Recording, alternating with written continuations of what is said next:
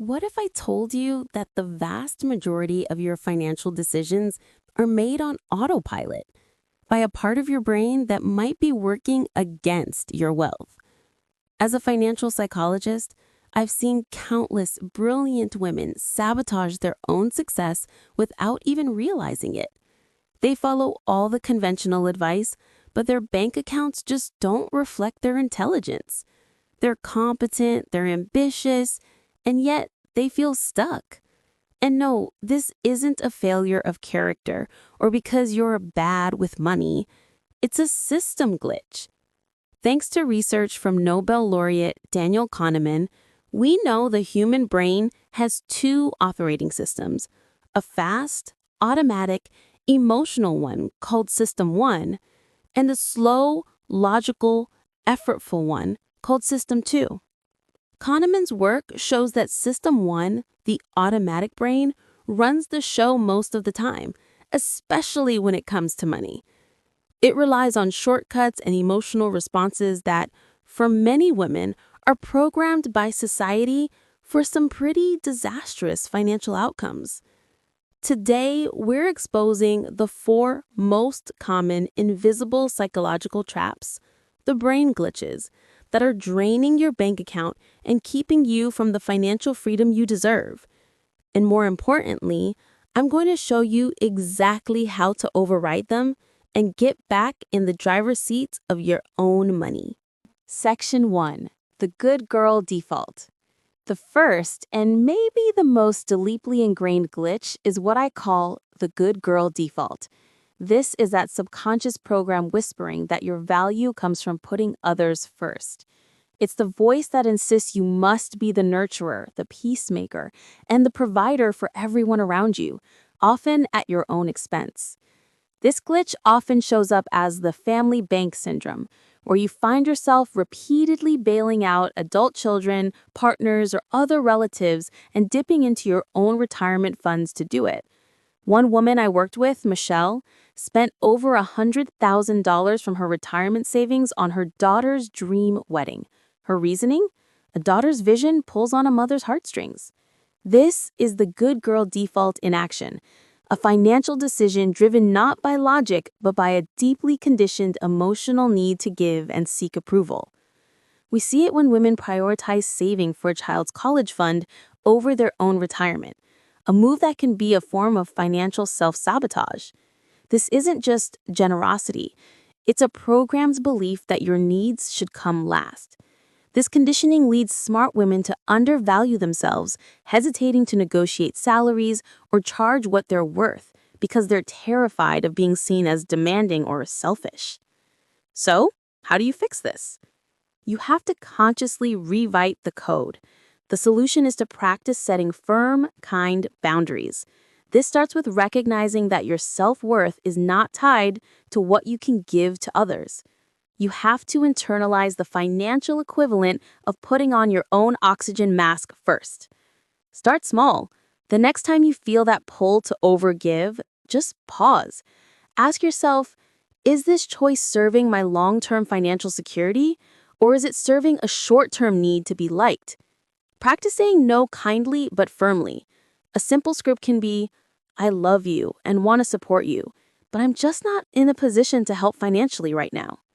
Every time you do this, you reinforce a new neural pathway, one that puts your own stability first. Building wealth isn't selfish. It's the foundation that allows you to show up fully in the world on your own terms. Section 2. Perfectionist Paralysis. Have you ever had that nagging feeling that you should be doing something with your money, like creating a budget, opening an investment account, or reviewing your retirement plan, but you just don't? That's not laziness. It's our second brain glitch, perfectionist paralysis. This glitch is rooted in a deep-seated fear of making a mistake. Many high-achieving women equate their self-worth with their performance, and the thought of messing up with money feels so catastrophic that it seems safer to do nothing at all. In fact, one study found that 45% of women cited fear of making a mistake as a primary reason for financial inaction. This perfectionism is why you might spend weeks researching the perfect stock instead of just starting with a simple index fund. It's why you put off that important money conversation until the perfect time, which, surprise, never seems to arrive. You avoid looking at your bank statements because the potential of seeing something wrong is just too overwhelming.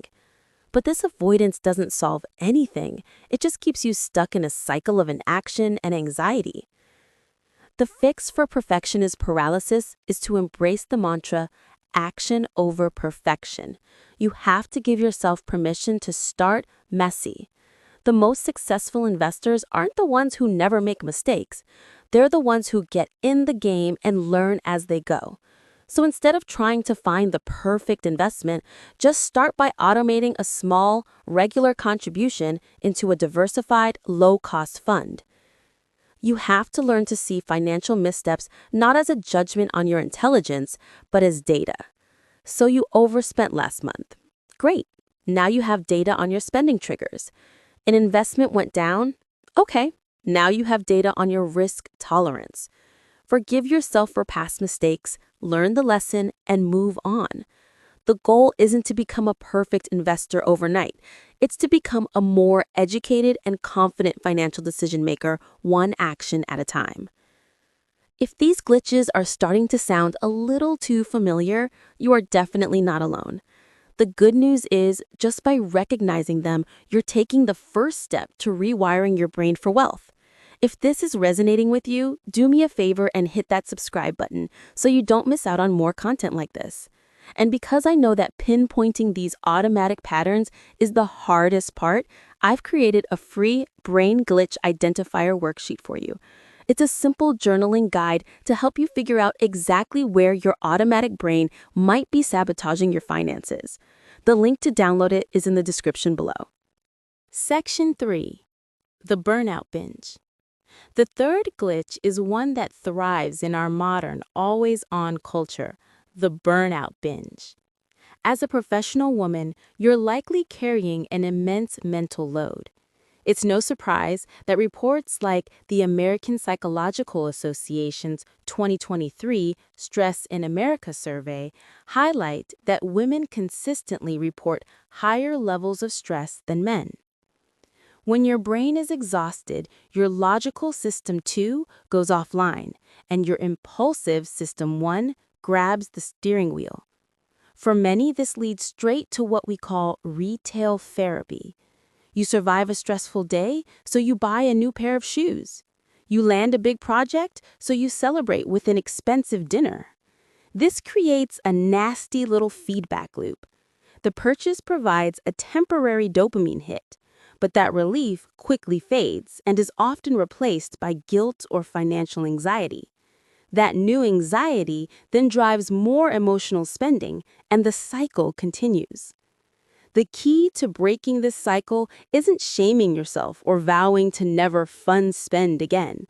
It's about developing what I call emotional spending literacy, the ability to recognize when you're shopping for feelings instead of for things. The solution is to create a coping menu. The next time you feel the urge to spend because you're stressed, tired, or even celebrating, pause. Ask yourself, what emotion am I actually feeling? And what do I truly need right now? Then consult your menu. This is a pre-written list of non-financial activities that can meet that emotional need. If you're stressed, maybe it's a 10-minute walk or blasting a favorite playlist. If you're feeling unappreciated, it might be reading through a folder of old compliments you saved. By consciously choosing a different action, you prove to your brain that you can manage your emotions without swiping your credit card. You sever the link between feeling and spending, and you start using money as a tool for your long-term goals, not a band-aid for your short-term feelings. Section 4. The Safety Trap. This final glitch is the most deceptive because it disguises itself as being responsible. I call it the safety trap. This is the tendency to hoard your money in cash or low-yield savings accounts because it feels safe and you're afraid of losing it in the market. This behavior is driven by a powerful cognitive bias called loss aversion, a concept also pioneered by Kahneman. Psychologically, the pain of losing money feels about twice as powerful as the pleasure of gaining an equal amount. This fear keeps so many smart women on the financial sidelines. You might be investing, but far too conservatively for your age, afraid to take on the risk your money needs for real growth. But here's the tough truth. Holding cash isn't safe. It's a guaranteed loss. Let's use a long-term average inflation rate of 3% as an example. At that rate, the prices of everything will double in about 24 years. This means the $100,000 sitting safely in your savings account will only have the purchasing power of $50,000 in 2 decades. By avoiding the perceived risk of the market, you are accepting the certain risk of inflation. The solution is to reframe your definition of risk. True financial risk is not the short-term ups and downs of the stock market, it's the long-term certainty of outliving your money. Women live, on average, 5 to 6 years longer than men. And because of this, many women will be solely responsible for their finances at some point. In fact, among Americans 75 and older, 58% of women have been widowed, compared to 28% of men. Playing it too safe is simply not an option. Start by educating yourself on the basics of long-term, diversified investing. You don't need to be an expert to begin. The most effective strategy is often the simplest. Consistently investing in low-cost, broadly diversified index funds. And the single best way to overcome the emotional roller coaster of investing is to automate it. Set up automatic transfers from your checking account to your investment account every single month. This takes the emotion out of it. It turns investing from a scary active choice into a boring automatic habit, which is exactly the kind of habit that builds real wealth. Conclusion. So let's recap the 4 glitches. The good girl default, where you put everyone else's financial needs before your own. Perfectionist paralysis, where fear of making a mistake keeps you from doing anything at all. The burnout binge, where you use spending to cope with stress. And the safety trap, where fear of loss causes you to avoid the very growth your money needs. These are not your personal failings. They are predictable bugs in our brain's automatic operating system. But what's predictable is preventable. By bringing awareness to these patterns, you shift from the automatic, emotional System 1 brain to the conscious, logical System 2 brain. You take your power back. Wealth isn't just about having money. It's about having options.